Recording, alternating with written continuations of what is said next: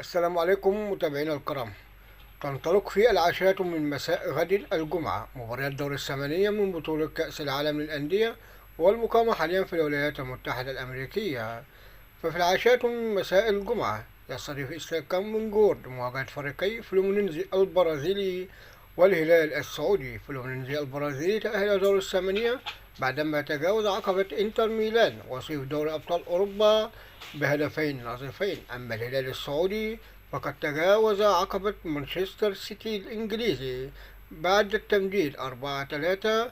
ويذكر أن مانشستر سيتي وحامل لقب دوري أبطال أوروبا 2023 وحامل لقب الدوري الإنجليزي في أعوام 2020 2021 2022 2023 و2024.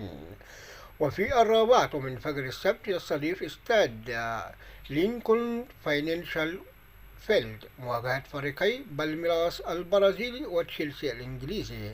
بالميراس البرازيلي تأهل دور الثمانية بعدما تجاوز عقبة بوتافوغو البرازيلي بهدف نظيف في الأوقات الإضافية. أما تشيلسي الإنجليزي فقد تأهل إلى دور الثمانية بعدما تجاوز عقبة بنفيكا البرتغالي بنتيجة 4-1 بعد التمديد.